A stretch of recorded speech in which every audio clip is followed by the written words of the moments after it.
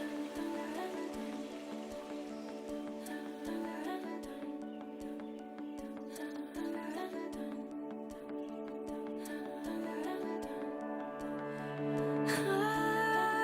can't see what's in front of me.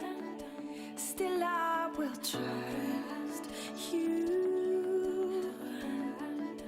Still I will trust you.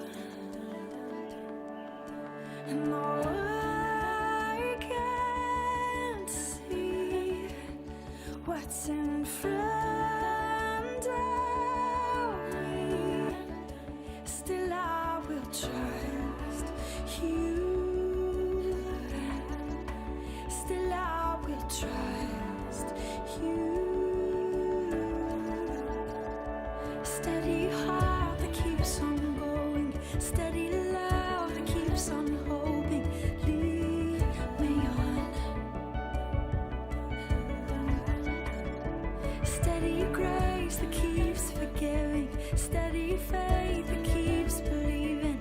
Lead me on.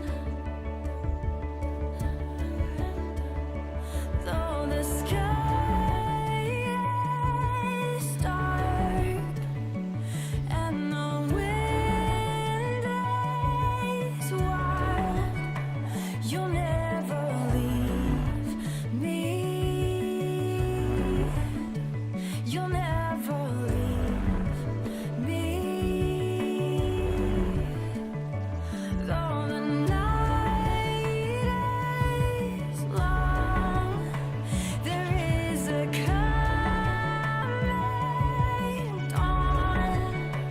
The light is breaking. The light is breaking.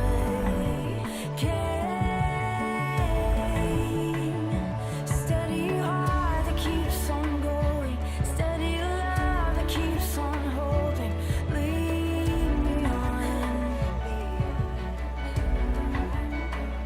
Steady grace that keeps forgiving, steady faith that keeps believing. Lead me on. Steady heart that keeps on going, steady love that keeps on hoping. Lead me on. Steady grace that keeps forgiving, steady faith that keeps believing. Lead me on.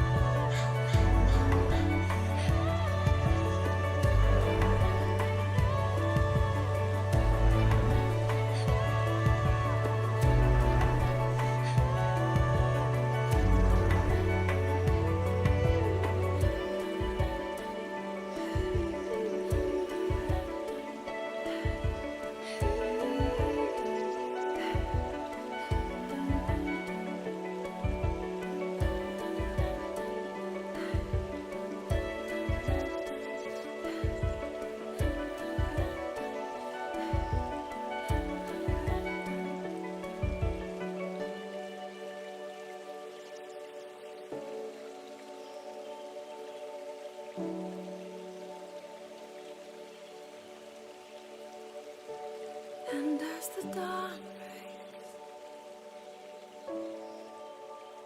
and the clouds clear, in an open space, together we will run.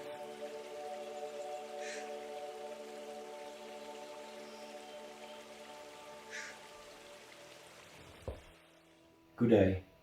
My name is Gene Salia, and I've been given this opportunity to speak to you about blind trust. Now, just having this conversation in English is trusting blindly in my God, because I'm as Afrikaans as you can get. Nevertheless, I would like to share one of my stories with you. 10 years ago, I was invited by a group of businessmen to join them in a project that they do annually, where they take 40 disabled kids to the Kruger National Park for a whole week. That evening, while I was packing my bag, I could remember my discussion with God and asking God, how do we do this? This is not in my comfort zone. How do we do 40 disabled kids? Do we just trust you blindly? The next morning, 5 o'clock, I was handed my boys for the week, and I could see this mangled, disabled kid walking up to me. Something out of a horror movie, but with the most beautiful smile I've ever seen on any human being. His name was Easy. I just call him Awesome Easy, and you'll soon see why. Next to him was another disabled boy, and his name was Lebogang, and thank God Lebogang came with Easy, because when Easy spoke, it wasn't easy to hear what he said. Lebogang was also his interpreter. You see, God that morning started using these two disabled kids to work with the underdog. In this circumstance, I was the underdog. Soon I realized that God used their disability to His ability to work in my life. The only thing I could give these two boys was time. But I trusted God blindly. You see, and that was the only thing that God wanted from me. The one thing that you cannot take back is time. Since that day, 10 years ago, they've left such an impression on me that we are friends till today. God has sent me two of His beautiful angels, and where I was supposed to tutor and guide them,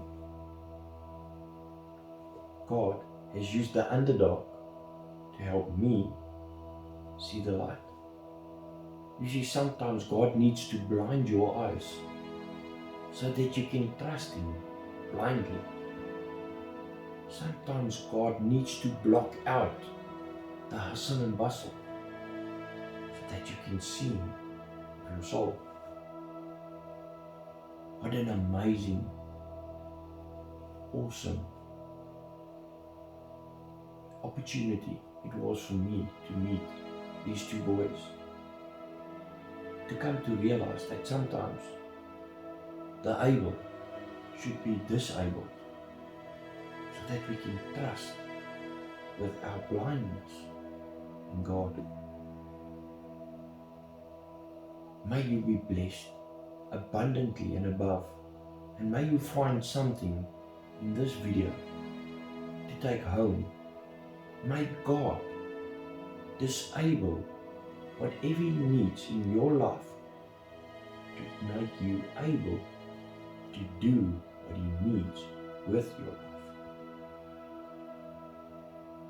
God likes to use the underdog. I am glad that He is my Father.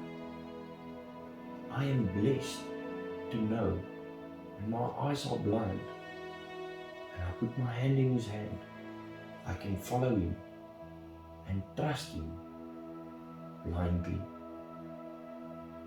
You will now see in the video the two prophets that God has sent me and their amazing disability used to their ability to honor the only living God. Be blessed. Yes. Greetings in the name of Jesus. My name is Mary. His name is Izim Tumbeni and my name is Lebokan Lekwala. I meet a We met Uncle Eugene school on a school trip on the way to a national park. on the way to Kruger National Park. It was a meeting for the first time. That's when we met him for the first time. It was That's when we became close. I want to speak about blind faith. I want to speak about blind faith. What is the meaning of blind faith? My interpretation about blind faith When you believe in something that you have you knowledge or understanding of. is when you believe in something which you do not have true understanding or knowledge of. When you open the Bible When we go to the Bible in Genesis 17:4, in Genesis 17 verse 4, I was speaking to Abraham. God was speaking to Abraham. He said to Abraham, He said to Abraham, I'll make you a father I'll make you a father of many nations. of my nation, Many nations. of many nations. By that time, By that time, Abraham did not have a knowledge or understanding Abraham did not have knowledge or understanding of how it would happen. on how that was going to happen. He didn't know anything. He did not know anything, But he only believing. but he kept on He believing. stayed on the way of God. He stayed on the word of God. Or if I did that into our life, So if I take that into our life, when I apply for a better post, is when I apply for a vacant post I only believing and I keep on believing that the job I apply for that the job I applied for is mine. is mine, They will all be to work there. they will call me to come and work there. There are many few people There are many few people who have faith in what they believe. who have faith in what they believe in. If today So if today I want to apply for a job, If today I'm going to apply for a job, I know what happened around me. is when I notice what happens around me. I want faith in God. I lose faith in God. We need faith in God. We need to stay faithful to God. We need faith in God. We need faith in God. When people doubt you, When people doubt you, when people have faith in you, when people lose faith in you, you move them wrong. you can prove them wrong. But if you by yourself, If you by yourself, you have faith in yourself, you lose faith in yourself, you have hope in yourself, you give up on yourself, it's not for you. there is no future for you. I want you to say this. I would like to tell you this. If you are born in a poor family, If you are born in a poor family a poor background, or come from a poor background, it's not your mistake. it's not your fault. But if you die poor, But if you die poor, there's no one to blame. there is no one to blame. The person when you look in the mirror, The person who looks in the mirror, that person will see there. the person you see on the mirror, The person, that person. you should blame that person There's not an oops who die poor. because there is no excuse to die poor. All things All things are possible. are possible Do not believe. to those who believe. You need to believe. We need to believe One day that one day things will be alright. things are going to be alright. Stones are there Storms are there to bring us to God. to bring us close to God, Not to take us away from God. not to take us away from God. Or use the storm to bring us to God. So use the storm to stay close to God. My I would also like to say that we should also keep on believing in God and invite Him in everything that we do, because with God and through God, everything is possible.